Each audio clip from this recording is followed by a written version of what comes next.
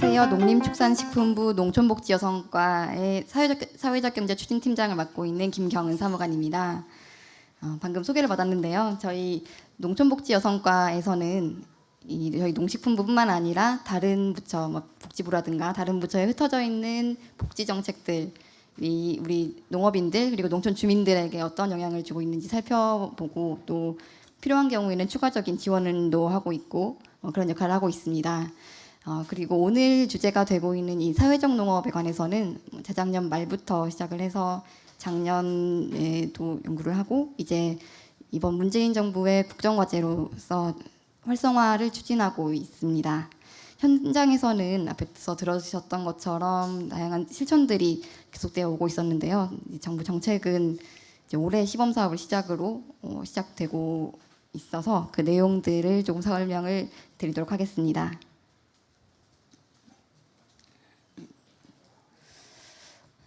사회적 농업 정의가 처음 페이지인데, 사회적 농업은 앞서 설명 들으셨던 청송에 해뜨는 농장이나 꿈이 자라는 들, 행복농장 같은 사례들이 사회적 농업입니다. 즉, 이 생산성을 따지고 어떻게 하면 효율적으로 더 농사를 지어서 더 생산량을 늘릴까 이런 게 중심이 아니라 그런 농업 생산 활동을 하면서도 주변을 돌보는 농업, 그것이 바로 사회적 농업입니다. 이게 FAO에서 정의해 둔 거 보면 지난 14년부터 여러 가지 토론회를 하고 있는데요. 사회적으로 불리한 여건에 있는 사람들을 통합시키는 농업이다. 그러면서 그 방법으로는 일자리를 제공하거나 돌봄이나 교육 서비스를 제공하는 것, 이것을 사회적 농업으로 보고 있습니다. 그래서 저희 농식품부에서도 이런 정의를 바탕으로 사회적 농업을 실천하고 계시는 곳 중에서 시범사업자를 선정해서 올해 시범사업을 진행하고 있습니다. 맨 위에가 이아코브 교수가 이탈리아, 그 아래 하싱크 교수가 네덜란드, 그리고 FAO, 가까이는 일본에도 사회적 농업의 실천들이 있습니다. 그런데 각 나라에서, 각 지역에서 처한 여건에 따라서 사회적 농업은 좀 다양하게 나타나고 있고요. 그래서 우리나라에 적합한 우리나라의 사회적 농업은 무엇인가, 이 정의는 앞으로도 계속 충분하게 논의를 하고 사회적 합의가 필요하다고 생각을 합니다. 그렇다면 정부에서 사회적 농업을 왜 지원하려고 하는 것인가는 이 사회적 농업의 목적, 수단, 과정에서 드러난다고 생각을 합니다.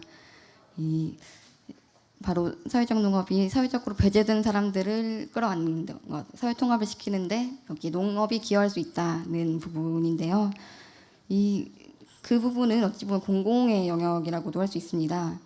이 농업 생산만 해서 수익만 버는 것이 아니라 이런 공공의 사회 통합을 한다는 측면에서도, 그래서 유럽이나 다른 나라들에서는 그 일정 부분을 지원을 해주는, 그 비용을 지원을 해주는 정책을 펴고 있습니다.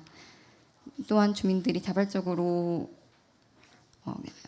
경제 활동을 하는 사회적 경제 활동이라는 점, 이 지속 가능하기 위해서는 이 각종 주체 사회적 경제 조직, 사회적 농업을 하는 농장 속에 있는 조직 구성원들 그리고 다른 조직과의 그 연대가 굉장히 중요합니다. 그 과정에서 공동체도 회복이 되고요. 또 사회혁신이 앞에서도 잠깐 언급이 됐었는데, 다양한 사람들이 모여서 그 과정에서 다양한 새로운 아이디어가 창출이 되고 그러면서 문제가 해결해 가고 하는 것이 사회혁신이라고 저희도 생각을 합니다. 사회적 농업이 단순히 농업인들만 하는 것이 아니라 농업인들이 보셨던 것처럼 학교 선생님들, 아니면 복지관, 아니면 상담사 등 다양한 주체들과 함께 해나간다는 점에서 사회혁신도 이루어질 수 있다고 기대를 하고 있습니다.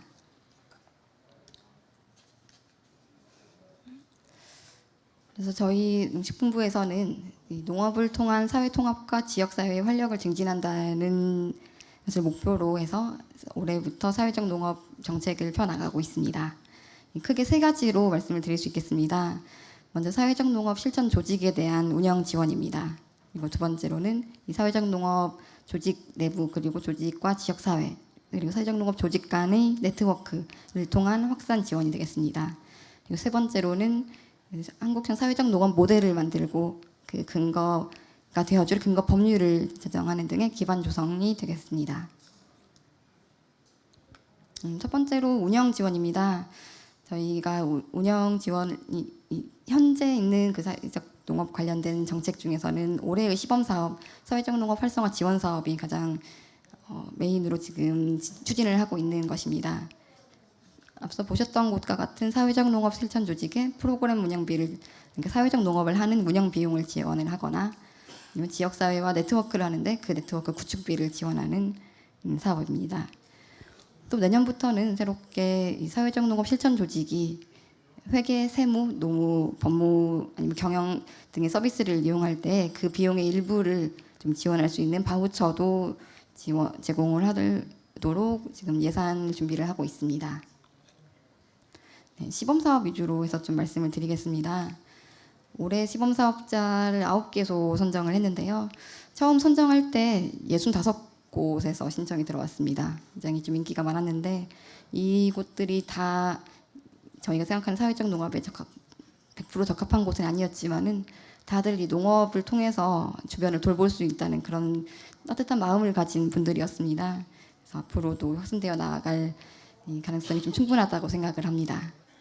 이 사업 내용은, 사업 대상자는 사회적 농업을 실천하고 있는 농촌에 소재한 조직들이고요.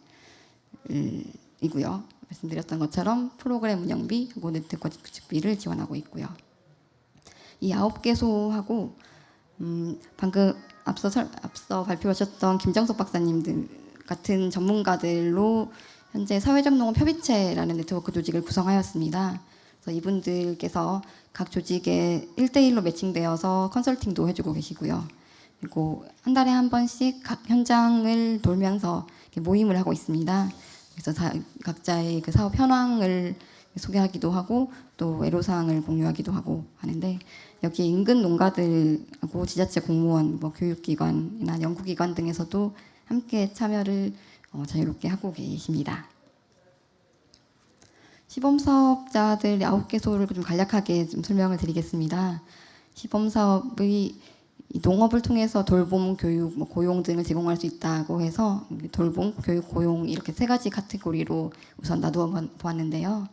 이게 돌봄 카테고리에 있다고 해서 돌봄만 하고 교육이나 고용을 하지 않는다 이런 것은 아니고 가장 메인으로 하는 쪽으로 지금 카테고리를 나눠봤습니다. 앞서 설명드렸던 행복농장 있고요. 보은의 성원농장, 무주 파맨시티, 완주 사회적 경제 네트워크 이런 곳들이 지금 장애를 가진 아동 또는 청소년 아니면 성인들하고 함께 농사를 짓는 그런 사회적 농업 활동을 하고 있습니다. 마지막에 써 있는 임실 같으면 임실 선거 웰빙푸드는 장애인은 아니고요.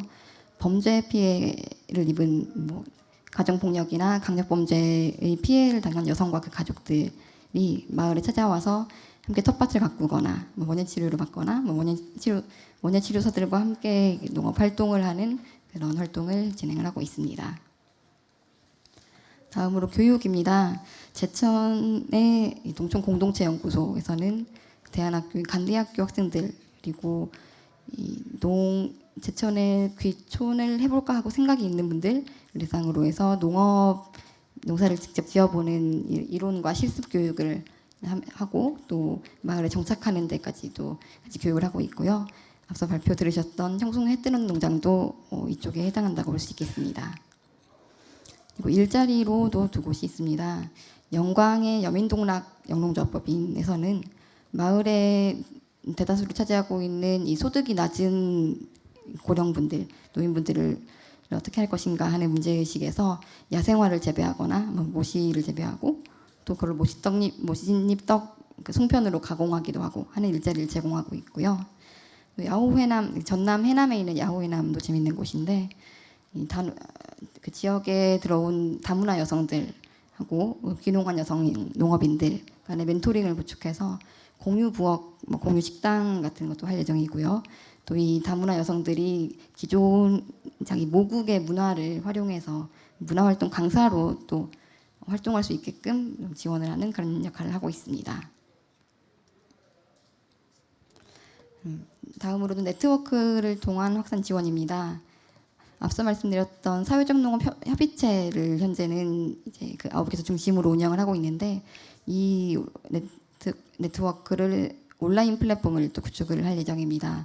지금 9개소 분들도 각 지역에서 사회적 농업 네트워크를 다 구축을 하고 계세요. 그 조직들의 이 활동 공간이 될 수 있겠고요. 또 이 각 네트워크와 전국에 있는 사회적 농업 조직들 간의 전국 단위 네트워크로 활동을 하면서 사회적 농업이 무엇인지 정책도 홍보하고 이 사례들도 홍보하고, 그리고 여기서 나온 생산물들은 여기서 판매도 할 수 있게끔 생산까지 홍보 공간으로 연결을 할 생각입니다. 지금 하고 있는 뭐 컨설팅 같은 역할도 그렇고, 또 이 사회적 농업을 알게 된 분들이 좀 도와주고 싶다, 서포터즈가 되겠다고 하면 여기를 통해서 또 접촉을 할 수 있게끔 하는, 그렇게 해나갈 구상을 하고 있습니다. 또 올해 같으면은 뭐 사회적 경제 박람회나 이번 주말에 또 동대문에서 박람회가 있는데요. 일자리 박람회에도 참여하는 그 참가도 지원하고 있고요. 다음 달 초부터 진행될 다음 스토리 펀딩에서 크라우드 펀딩으로도 지금 몇 군데 조직은 지원을 할 예정이고, 공용 홈쇼핑을 통해서도 광고도 지원을 할 계획입니다.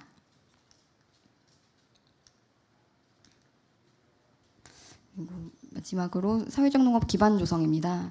올해 하는 이 시범 사업의 목적이라고도 할 수 있는데요. 이 한국에도 이런 사회적 농업을 실천하는 곳들이 있다. 사회적 농업이란 것이 이런 것이다 하는 것을 보여줄 수 있는 그런 한국형 사회적 농업 모델을 구축을 해가는 연구를 이제 저희 한국농촌경제연구원하고 함께 하고 있습니다. 연말 그리고 내년 연초 되면 모델이 좀 구축이 될 것으로 생각이 됩니다.